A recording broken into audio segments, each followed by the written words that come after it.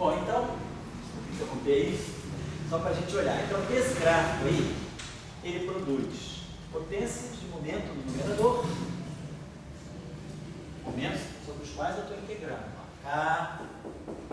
K, e produz momentos no denominador. Então, quando tem vértices com derivada, aparece momenta no numerador, por causa das regras de Feynman dos vértices. E os propagadores trazem potências de momento. Então, vamos começar a fazer uma ideia da contagem, da dimensão em momento do gráfico.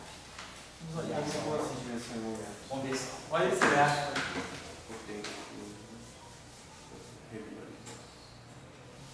Esse gráfico aqui, duas linhas externas de campo vetorial e duas linhas externas de campo escalar. Mas vamos dar uma olhadinha aqui na integral de momento. Integral só do loop, o que exclui as linhas externas. Vamos pegar isso aqui, que é o cerne do cálculo. Então, nós temos, aqui tem momento, mas aqui tem dimensão de momento a 4. Porque 4K, dk0, dk1, dk2, dk3. Você tem dimensão de momento a quarta, momento a quarta, momento a quarta. Você tem dimensão de momento, nós já temos uma potência de momento a 12 no numerador. Cada elemento de volume, cada elemento de linha, tem do espaço de momento na dimensão de momento. 3 vezes 4, 12. Aqui, ó, mais um objeto com dimensão de momento. E aqui outro objeto com dimensão de momento. Então, eu tenho uma potência de momento, a 14ª potência no numerador. Então, é a contribuição de potência de momento no numerador. No denominador, quantos propagadores eu tenho? K2, 1, 2 momento, 4, 6, 8, 10, 12, 14.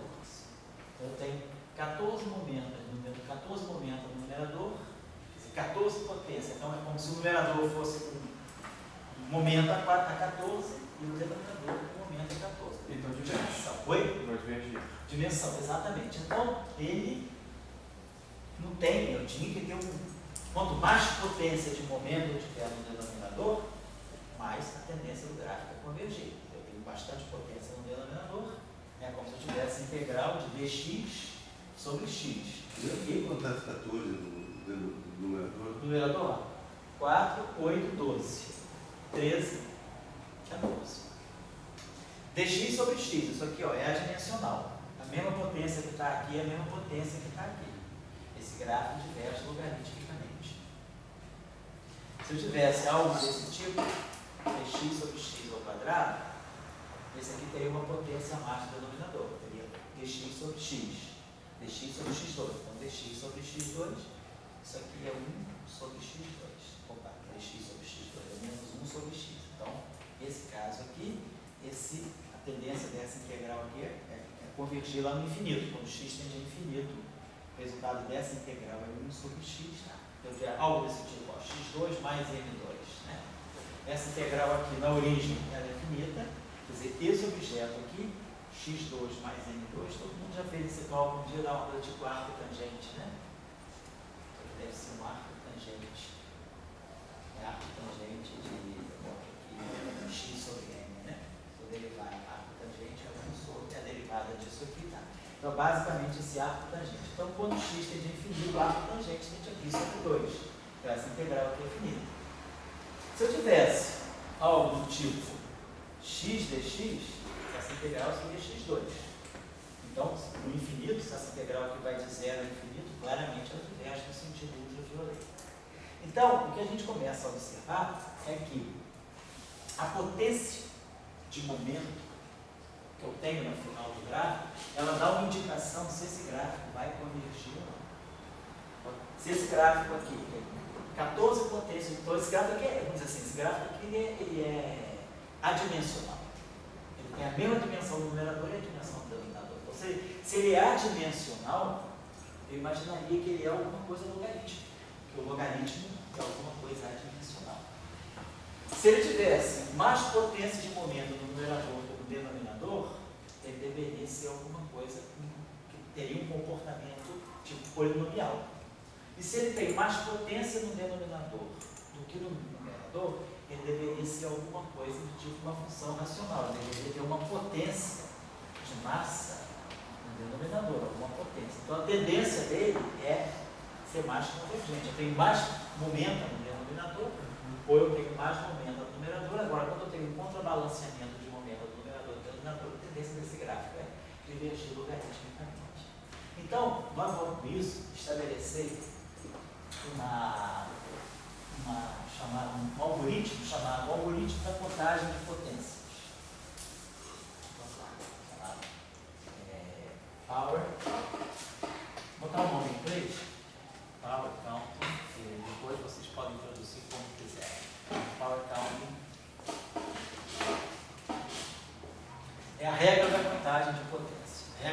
Tem várias regras. As regras de contagem de potência, elas vão ser uma maneira de eu olhar para o meu gráfico e ter elementos para dizer que tipo de divergência o gráfico vai ter, olhando apenas o número de linhas externas de um gráfico. Então, a ideia dessas regras de contagem de potência seria estabelecer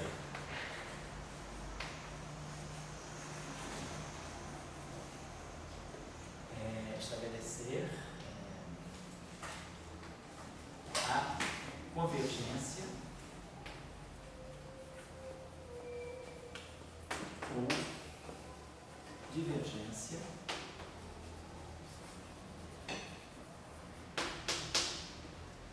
ultravioleta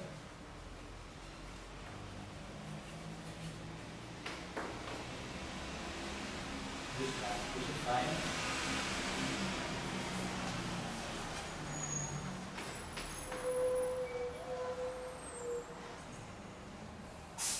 considerando apenas as suas linhas externas.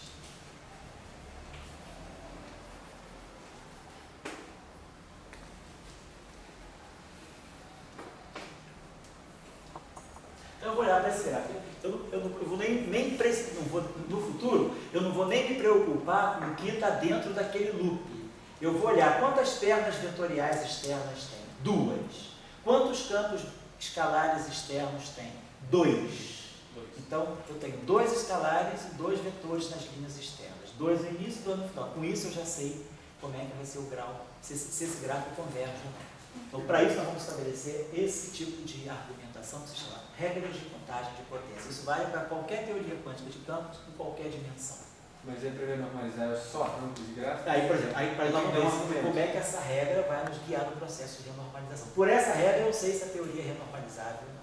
Então, vamos aprender. Né? Então, essa regra vai dizer, cara, você já sabe, tem o Lagrangiano, você já sabe derivar suas regras de contagem de potência, já sabe, minha teoria é renormalizável ou não. Vamos aprender. Então, para isso, tem um elemento importante em todo gráfico de Feynman, que são as chamadas relações topológicas. O que são as relações topológicas? As relações topológicas, vamos ver já. Elas estabelecem, né? Elas vão estabelecer uma conexão entre o número de linhas externas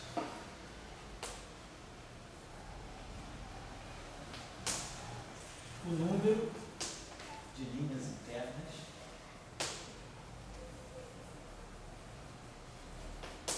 e o número de vértices a partir dos termos de interação.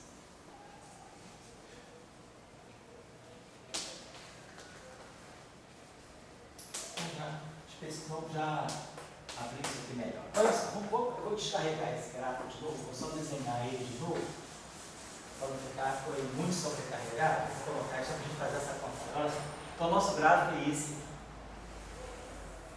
Tem essa estrutura.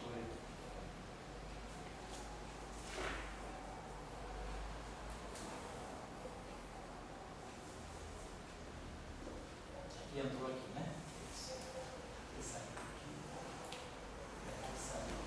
Então, aqui eu tenho um A, aqui eu tenho um A,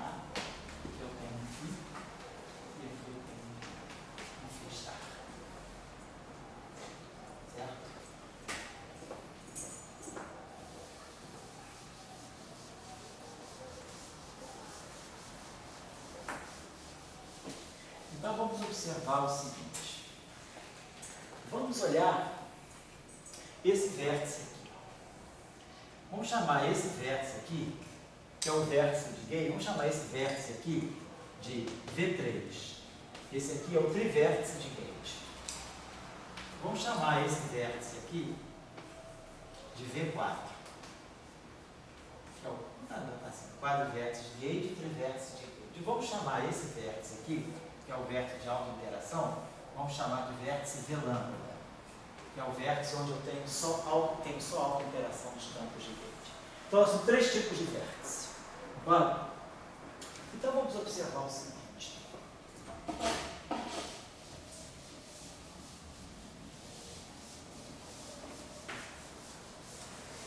Cada linha interna, cada propagador escalar, ele tem essa estrutura. Ele sai de um φ star e vai para um φ. Então ele conecta, cada linha interna escalar, ela conecta um φ star com um φ. E cada linha interna, então, por exemplo, a linha interna ela está sempre delimitada por dois vértices. A mesma coisa acontece com o propagador. O propagador vetorial é uma linha interna. E aí aqui eu tenho um A e aqui eu tenho o outro A. Tem dois A's. Então, cada linha interna, ela conecta um escalar com outro escalar, ou um vetor com outro vetor. Tá? Então, cada linha interna,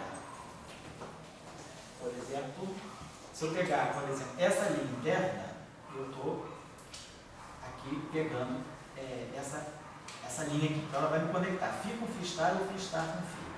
E essa linha aqui vai me conectar com A com A. Observe então o seguinte, aqui. Cada vértice esse vértice aqui tem três linhas. Ele tem sempre uma linha de star, uma linha sem star e uma linha vetorial. Esse vértice aqui tem duas linhas de φ, um φ star, um φ, uma linha de V e outra linha de V. Então, esse vértice aqui, ele contém duas linhas escalares e duas linhas vetoriais. Aquele vértice aqui não, esse vértice aqui contém quatro linhas escalares. Então, eu poderia pensar o seguinte, vamos pensar, se eu pegar cada linha interna de φ, claro que cada linha interna de φ, ela conecta um φ com um φ star. Então, cada linha interna do campo escalar, ela está conectando um escalar com outro escalar.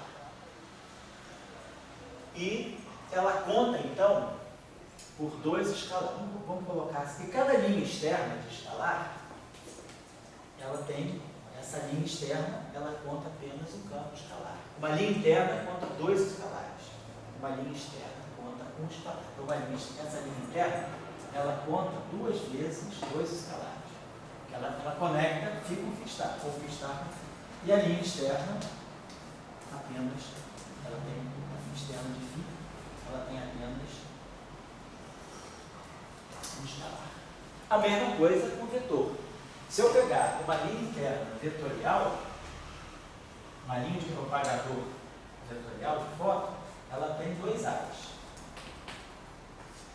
Se eu pegar uma linha externa de A, ela tem apenas um A. Essa linha interna aqui, essa linha externa, ela tem apenas um A. Cada linha interna não, essa linha interna tem dois A's. Certo? Então vamos fazer a seguinte observação agora.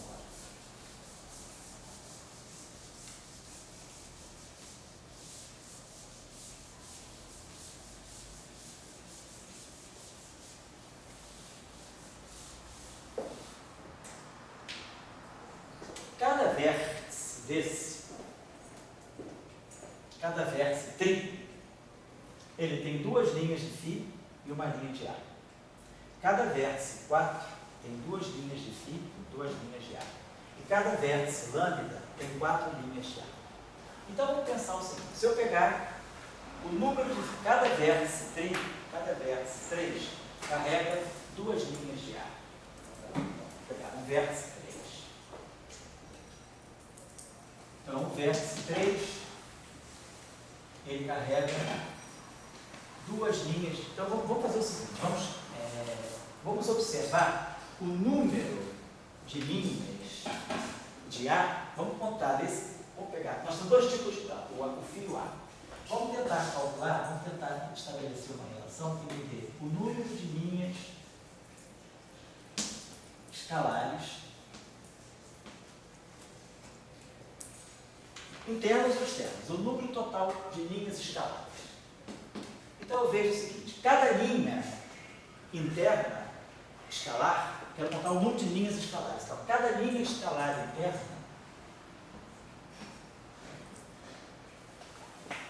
ela conta com dois campos escalares. Então, nessa linha interna, ela conecta esse φ com esse φ. Então, o número de linhas escalares internas é Φ. Vamos chamar isso aqui. Vamos chamar número de linhas escalares. Então, isso aqui já está escrito. Número de linhas escalares internas. Quantas linhas escalares internas eu tenho? 1, 2, 3, 4, 5, 6. Então, cada linha dessa, ó, tem φ, cada linha vai contar 2 φs. Então, eu estou contando o número de φs. Então não é de linhas, é de fichas. O número de φs, ou φs status, né? Tanto faz, né? Φs ou φs status. Não, o número de φs no gráfico. Então, eu vou contar o número de φs através das linhas internas. Cada linha interna conta 2 vezes. Então, eu tenho tantos φs internos, né? Então, eu tenho 1, 2, 3, 4, 5, 6, 7, 8, 9, 10, 11, 12. Cada linha interna conta por 2. Cada linha externa conta por 1. Cada linha externa conta por 1. Depois nós vamos ver, esse gráfico aqui, ele tem 2 linhas externas de φ. Vamos colocar. Cada linha interna conta por 2 φs e cada linha externa conta por 1 φ. Por outro lado, a gente pode contar o número de φs pelos vértices. Exatamente. Não só pelas linhas, mas pelos vértices. Esse vértice aqui tem quantas linhas de φ? 2. Esse tem 2. E esse tem 4. Então, o número de φs visto pelos vértices vai ser 2 vezes V3 mais 2 vezes V4 mais 4 vezes V4. Tá claro? Então, cada propagador carrega um tipo de campo. Então, eu posso... isso vai dar uma relação topológica que ela vai começar a relacionar linhas internas, linhas externas e vértices. E as regras de Feynman, elas vão ser muito importantes. Quer dizer, a linha interna, o que a linha interna carrega? Um propagador. Então, a linha interna carrega uma potência de momento no denominador. Carrega momento no denominador. E carrega, claro, cada linha interna é um propagador. Nós vimos que cada propagador é desse tipo. Ó. Denominador. Integral C4 do capa 1 sobre capa 2. Na aula passada, cada linha interna carrega um momento no propagador. Depois, se eu usar os vértices, tem as funções delta, eu começo a cancelar isso aqui para poder saber o número de loops. Mas, em princípio, cada linha interna, ela carrega potência de momento do elemento de volume, do espaço desmomenta, e potência de momento do propagador. Cada linha externa, não, ela fica externa. Ela só carrega um tipo de campo. Cada vértice carrega o número de linhas, quer dizer, cada vértice carrega o número de linhas de campo naquele vértice. Então, se eu estou olhando só linhas, só campos escalares, eu tenho 2 escalares aqui, certo? Então, vamos dar uma olhadinha, vamos ver esse gráfico aqui. Quantas linhas internas eu tenho? De φ. 1, 2, 3, 4, 5, 6. Então, 2 vezes 6, 12. Quantas linhas externas de φ eu tenho? 2. Quantos trivértices de gauge eu tenho? 1, 2. 2 vezes 2, 4. Quantos vértices aqui eu tenho? De 2 vértices de gauge com 4 campos. V4. Eu tenho um V4 só naquele gráfico. Então, esse fator aqui dá 2. E quantos V lambda eu tenho? 1, 2. 4 vezes 2, 8. Então, foi 14 igual a 14. Então, a gente contou dessa forma o número de linhas de φ vistas pelas linhas internas e externas e o número de φs vistos pelos vértices, pela estrutura do vértice. Certo? Eu contei. Então, isso me estabelece uma relação que a gente chama de relação topológica, porque ela depende só da estrutura dos vértices da teoria. Então, eu estou contando o número de φs que estão ligados a esse gráfico aqui, tanto internamente quanto externamente. Vamos olhar agora o número de A's. A mesma historinha. Cada linha de A, cada propagador fotônico, ele tem duas linhas, sempre uma no início, outra no final. Então ele tem dois fios, ele conecta dois fios. Então ele vai carregar, cada linha interna carrega dois fios. Cada linha interna carrega apenas um campo, um A.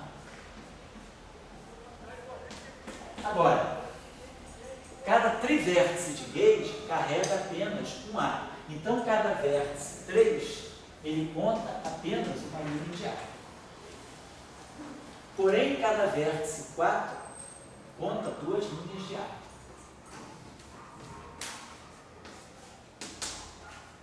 Mas eu não tenho campo de gauge em V lambda.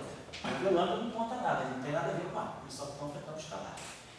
Então, essa é uma relação topológica para os campos de gauge, para o campo vetorial. Tudo que está em linha interna e externa e tudo que está interno. Então, vamos ver. Quantas linhas internas vetoriais eu tenho? Uma. Tenho apenas um propagador de fóton. Então, 1 vezes 2, 2. Linhas externas, tenho duas. Quantos trivértices eu tenho? 1, 2. Quantos quadrivértices eu tenho? Vetor de gauge. 1. 2 vezes 1. Estão cuidado. 2 vezes 2 é 4. 4 lá, direitinho. Então, essas relações vão ser muito importantes para nós, para a gente fazer um processo de simplificação na hora de fazer a contagem de potência. Nós vamos tentar ao máximo caracterizar o gráfico pelo número de linhas externas, porque, dado o processo físico, eu posso desenhar muitos gráficos distintos dentro dessa estrutura externa. Eu posso botar um loop mais louco, eu posso botar 300 loops aqui dentro. Um fio, um freestyle. Então eu posso, dado o número de linhas externas, eu posso mexer à vontade nos loops. Então é interessante nós caracterizarmos o gráfico pelo número de linhas externas, porque o número de linhas externas está fixando para vocês o processo que eu estou calculando. O que eu estou calculando aí? A realidade controlada de totalidade. Oi? A realidade controlada de totalidade. Isso. A realidade são as linhas externas, é o que eu vou preparar no laboratório, eu vou fazer um scattering de fóton com PIMAX, por exemplo, e dentro do loop eu tenho os processos virtuais. Fótons que criam e se destroem, escalares que criam e se destroem, são todos os processos virtuais. Então eu vou querer, vou querer que a realidade domine sobre a virtualidade. Mas a virtualidade, ela vai deixar a consequência dela. Então nós vamos ver que os processos de loop que estão lá dentro, eles vão deixar um rastro na hora da contagem de potência. Mas essa regra de contagem de potência é muito boa, porque a tendência dela vai ser eliminar as linhas internas, porque as linhas internas contam pelos propagadores, pelos processos virtuais. E as linhas externas contam pelos processos físicos. Então eu vou querer privilegiar as linhas externas e eliminar as linhas internas. E esses vértices aqui, eles vão contar pelo tipo de interação. Então vamos entender na próxima aula por que uma teoria renormalizável, o número total de vértices deve se cancelar.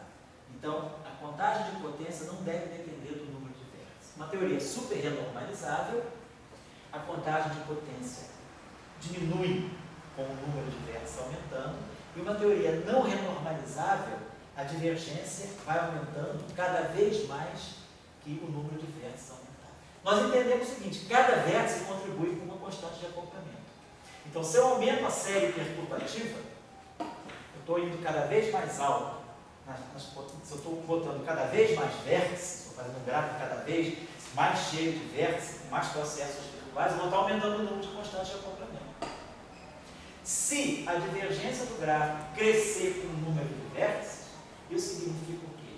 Que a série perturbativa, à medida que eu aumento a potência da constante de acoplamento, ela vai ficando cada vez mais divergente. Então isso é contra a renormalização, isso aí destrói a possibilidade de eu fazer uma teoria calculável. Agora, se à medida que eu aumentar a série perturbativa, aumentar o número de vértices, a potência, o grau de divergência do meu gráfico diminuir, isso é bom, significa que à medida que a série aumenta, a série perturbativa, a potência aumenta, a série perturbativa vai ficando cada vez menor. Isso é o que eu espero de uma boa série perturbativa, que ela venha a convergir. E se é independente do número de vértices, significa que eu posso ir até a ordem que eu quiser e eu não estou alterando a convergência da série perturbativa. Então, nós vamos entender na próxima aula que esse tipo de relações aqui vai ser muito importante para nós podermos estabelecer critérios de renormalizabilidade ou não a partir da estrutura dos vértices do Lagrangiano. Por exemplo, só para finalizar aqui, se nós formos olhar a QED espinorial, aqui nós estamos olhando a QED escalar como lambda F4. Se a gente for olhar a QED espinorial,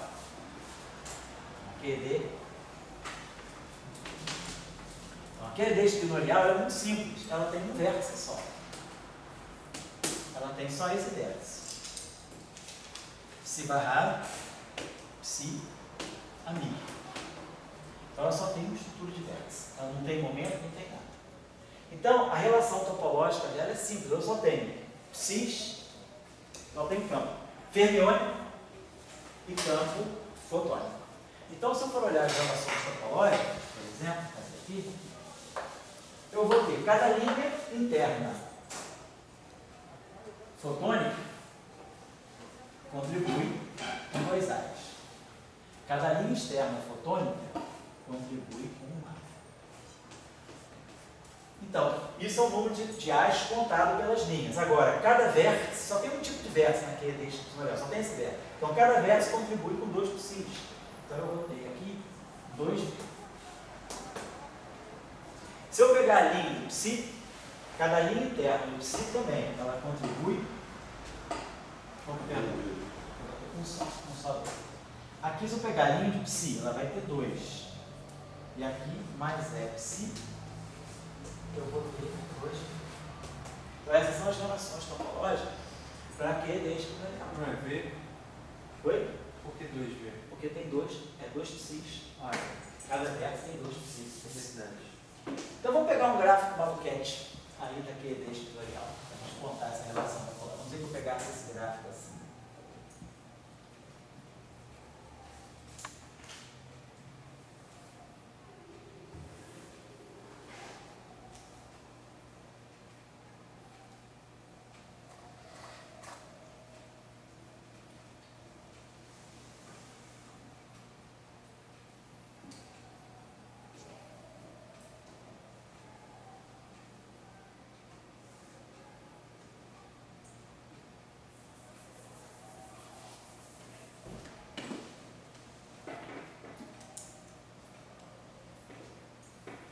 Pegar esse gráfico.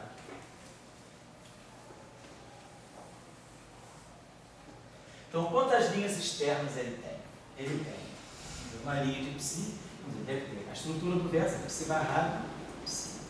Então, eu vou ter psi barrado, tá aqui, essa linha aqui é psi barrado. Esse vértice, se aqui é psi barrado, aqui tem que ser psi. Aqui é o A. O psi se propaga pelo psi barrado. Se esse vértice tem psi barrado, aqui tem que ser psi. Então, aqui vem psi barrado, aqui é psi barrado. Aqui é psi. Aí psi se propaga para psi barrado, psi,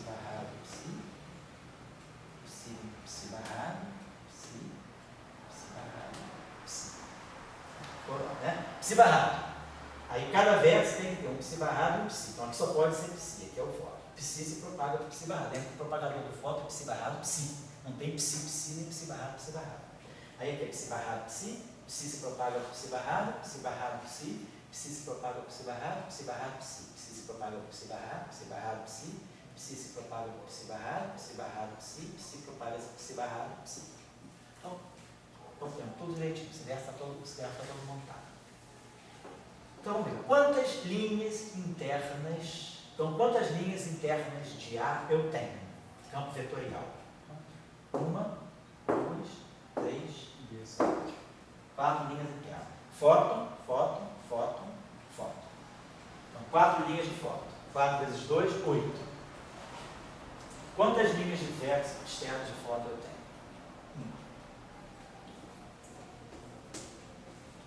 Agora, quantos vértices eu tenho nesse gráfico? 1, 2, 3, 4, 5, 6, 7, 8, 9. Eu tenho 9 vértices. 8 mais 1 igual a 9. Tá vendo? Então, isso está me dando um vínculo interessante, que eu consigo escrever o número de linhas internas e externas no seu volume de vértices. Vamos pegar linhas de psi. Quantas linhas internas de psi eu tenho? Bom, aqui eu tenho um propagador fermiônico. 1, 2, 3, 4, 5, 6, 7, 8. Então eu tenho 8 linhas internas de psi. 8 vezes 2, 16. Certo? Cada linha interna está entre dois vértices. Então, isso aqui é uma linha interna, isso aqui é outra. Aqui tem um vértice. Então, aqui, ó, isso aqui delimita uma linha interna, isso aqui delimita outra linha interna e outra. Então, eu tenho. Isso aqui é uma linha externa, então está fora. Isso aqui é uma linha externa, então está fora. Então, linha interna eu tenho 1, 2, 3, 4, 5, 6, 7, 8. Vezes 2, 16. Quantas linhas externas de psi eu tenho? 2. O verso nós já tínhamos contado, 9 vezes 2, 18. Então, relação topológica. Então, qualquer dado, qualquer tipo de interação, vocês sabem contar com o número de linhas externas e linhas internas e relacionar linhas externas e vértices. Certo? Então, essas relações são chamadas de relações topológicas. Elas são muito importantes. Oi? Por que topológica? Topológica porque elas, você no fundo, tá, ela depende só do desenho do teu gráfico. Né? Quer dizer, você tem apenas o tipo de linha e você, vamos dizer assim, topológica no sentido de que independe do tipo de, se isso aqui é psi ou é φ, não importa, não depende muito do tipo de campo, depende do desenho do gráfico e da estrutura dos vértices. Só por isso. Tá? Então, essas relações vão ser importantes para a gente completar na próxima aula o nosso programa do Power Count. Tá bom? Isso é a parte mais chata do Power Count, porque tem que ver essas relações. Se a gente entendeu isso, o resto é fácil. Isso não é fácil, né? É só colocar a potência de momento depois. E aí a gente vai olhando para o gráfico, é isso que eu quero desenvolver em vocês, esse feeling. Vocês olhando para o Lagrangiano, bateu o olho no Lagrangiano, você já sabe se a teoria é renormalizável ou não. A gente vai aprender, não precisa ficar fazendo cálculo. Claro, depois é renormalizável? Eu preciso calcular, agora eu vou calcular. Ou você sabe, eu quero construir uma teoria renormalizável. Aí você constrói por argumentos de simetria, constrói um Lagrangiano. Você olha para ele e você já vai ter o medo. Não, ele não está dando renormalizado. Então joga fora esse, pega outro. Então a gente tem que criar metodologia para saber o tipo de Lagrangiano que a gente vai estudar, tá bom? Então na aula de sábado vai ser a aula 12.2. A gente conclui esse tipo de discussão. Muito divertido isso